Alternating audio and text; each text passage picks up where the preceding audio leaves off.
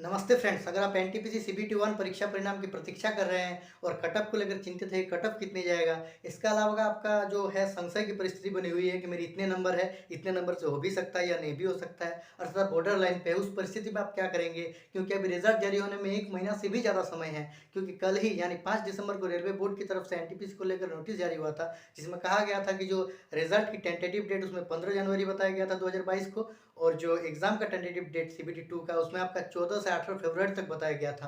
तो 1 महीना से भी अभी ज़्यादा समय है। इस परिस्थिति में आप क्या करेंगे? इस सवाल का भी जवाब आपको इस वीडियो में मिल जाएँगे। इसके अलावा कटऑफ का सटीक एनालिसिस बहुत ही अच्छी तरह से किए हैं। उस सटीक एनालिसिस को आपको बताया जाएगा और कटऑफ भी बताया जाएगा। बस वीडियो के अंत तक बने रहिए। देखिए, अगर आप संशय की स्थिति में हैं कि आपका इतना नंबर है जिसमें हो भी सकता है या नहीं भी हो सकता है, अर्थात आप बॉर्डर लाइन पे है, तो उस परिस्थिति में आपको रिजल्ट जारी होने तक क्या करना चाहिए, इस विषय पर हम लोग बात करेंगे। पहले कटऑफ पर बात कर लेते हैं, फिर हम लोग उस विषय पर अच्छा से बात करेंगे। तो देखिए, कटऑफ तय होने में कुछ फैक्टर्स हैं जो महत्वपूर्ण भूमिका निभाते हैं।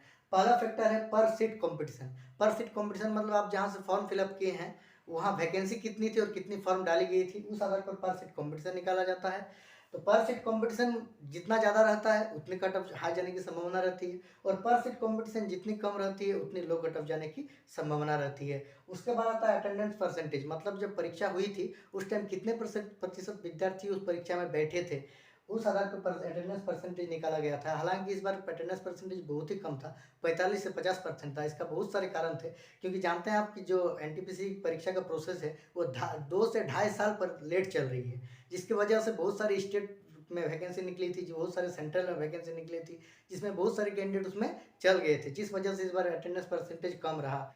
देखिए, इसके बाद आता है quality of student. Quality of student का मतलब क्या है कि जहाँ से आप फॉर्म फिलअप किए हैं वहाँ के विद्यार्थी का कितने ज़्यादा से ज़्यादा नंबर लाने की क्षमता है, ये आपका निर्भर करता है क्वालिटी ऑफ स्टूडेंट पर।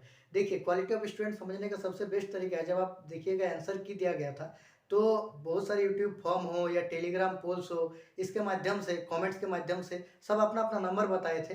टेलीग्राम पोल्स में देखिएगा 50 से 60, 60 से 65, 45 से 50 का विभिन्न ऑप्शन बनाए गए थे, जिसमें बहुत सारे विद्यार्थी अब हिस्सा लिए थे। तो उस आधार पर आप क्वालिटी ऑफ स्टूडेंट जान सकते हैं कि कितना है इस बार। इसके अलावा आपका आता है नॉर्मलाइजेशन। देखिए, ये बहुत ही महत्वपूर्ण रोल निभाते हैं, क्योंकि आप जानते हैं कि 2018 वाला जो ग्रुप डी था उसमें आपका 45 वाला का 75 हो गया था और 65 वाला का 65 ही रहा था। तो इसका बहुत बड़ा खेल है। हालांकि इस बार वैसे होंगे नहीं, क्योंकि रेलवे की तरफ से कुछ फेरबदल किया गया है फॉर्मूला में, जिसमें इतने ज़्यादा वेरिएशन इस बार देखने को नहीं मिलेंगे। तो चलिए, इसके बाद हम लोग आते हैं कि कटअप कितना कितना जाएगा।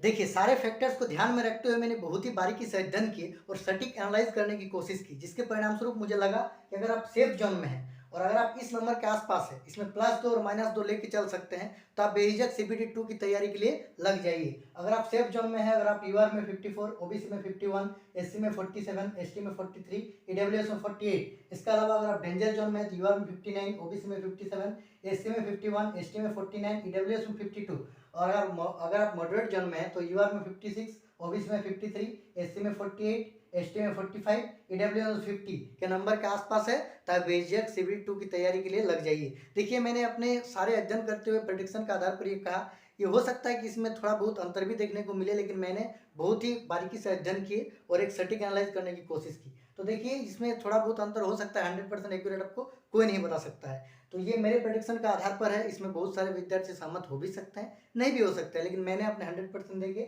यही एनालाइज कर पाए हैं। देखिए, अब हम उन विद्यार्थियों के बारे में बात करेंगे जो इस संशय में है कि मेरे हो भी सकते हैं या नहीं भी हो सकते हैं। देखिए, जो हम कटअप बताए हैं, अगर आपका नंबर उससे कम है तो भी आपका हो सकता है, क्योंकि देखिए बहुत सारा रोल होना अभी बाकी है। तो इस परिस्थिति में आपको क्या करना चाहिए, जिसका अगर आपका रिजल्ट आ भी जाए तो भी आपका कोई पछतावा ना हो कि हमने 1 महीना से पढ़ा नहीं, और अगर आपका बदकिस्मती से ना हो पाए तो भी कोई दिक्कत नहीं है। इसका समस्या का समाधान मैं बताने वाला हूँ, क्योंकि देखिए बहुत बड़ा वैकेंसी है, 3 साल एक वैकेंसी खत्म होने में लग जाता है। कहीं आपका रिजल्ट हो जाए, ऐसा ना हो कि तैयारी नहीं करके रहिएगा और आपका परीक्षा सीबीटी 2 देने में परेशानी हो, क्योंकि रिजल्ट के बाद 1 महीना आपको टाइम ही मिलेगा। तो देखिए, उस परिस्थिति में आपको क्या करना होगा, जो आप एनटीपीसी का एमटीपीसी का जो फॉर्म डाले हैं, वो उसमें से 85% से 90% ऐसे विद्यार्थी होंगे जो ग्रुप डी का भी डाले हैं। तो उसमें क्या है, ग्रुप डी में भी मैथ रीजनिंग है, इसमें भी मैथ रीजनिंग है, दोनों में कॉमन है। इसमें आप ऑलरेडी, इसमें 55 है, इसमें 70 है। ये आप ग्रुप डी का भी परीक्षा भी हुआ नहीं, इसके लिए आप पढ़ ही रहे हैं, तो इसमें अभी ज़्यादा ध्यान दीजिएगा रिजल्ट आने तक। तो 70 नंबर एनटीपीसी का आपको ऑलरेडी कवर हो रहा है। अब आता है इसमें सीए प्लस जीके है, करंट अफेयर्स प्लस जीके, इसमें 20 नंबर है, और साइंस 25 नंबर है, और इसमें जीके जीएस और करंट अफेयर्स मिला के 50 नंबर है। तो इसमें देखिए, जो करंट अफेयर्स के लिए आप पढ़ रहे हैं, इसका सीधा इनमें से लगभग 12 से 13 नंबर तक रोल इसमें करंट अफेयर्स का रहने वाला है। तो आपका 12-13 नंबर ऑलरेडी कवर हो रहा है। इसके अलावा जो आप ग्रुप डी के लिए साइंस पढ़ रहे हैं उनका भी देखिए रोल है सीधा, इसमें से लगभग 10 नंबर साइंस आपको पूछेगा। मतलब 23-24 आपका 50 नंबर में ऑलरेडी कवर हो ही रहा है, और इस पर अभी ज़्यादा ध्यान दीजिएगा जो जो टॉपिक दोनों में कॉमन है। अब आप बात आता है आपका लगभग बच रहा है कितना, 26-27 नंबर। देखिए 26-27 नंबर के लिए आप क्या कीजिए कि इसमें भी देखिए जीके पूछेगा, बहुत ही कम पूछेगा इसमें, और इसमें थोड़ा ज़्यादा पूछेगा। तो ग्रुप डी के लिए आपको जीके पर कम ध्यान देना चाहिए, और एनटीपीसी के हिसाब से जीके जीएस पर थोड़ा ज़्यादा ध्यान देना चाहिए। तो आप एक काम कीजिए, बैलेंस कीजिए, ग्रुप डी के हिसाब से थोड़ा ज़्यादा बढ़ाइए। 15 जनवरी तक जब तक रिजल्ट नहीं आ जाता है तब तक क्या कीजिए कि जीके को थोड़ा ज़्यादा पढ़िए, और एनटीपीसी में जितना पढ़ना चाहिए उससे थोड़ा कम पढ़िए उसके हिसाब से। इससे आपका क्या होगा कि जब अगर आपका रिजल्ट जब 15 जनवरी के आसपास रिलीज होगा तब आपको ये होगा कि जो आप जीके पढ़े हैं इसका अगर नहीं होता है तो आपको ग्रुप डी में ही काम दे देगा। इसके बाद आप ग्रुप डी के लिए जीके कम पढ़िएगा, और अगर आपका हो जाता है तो आप क्या कीजिएगा, इसमें थोड़ा इफोर्ट ज़्यादा लगा दीजिएगा। ठीक है, यही सबसे बढ़िया समाधान है इसका।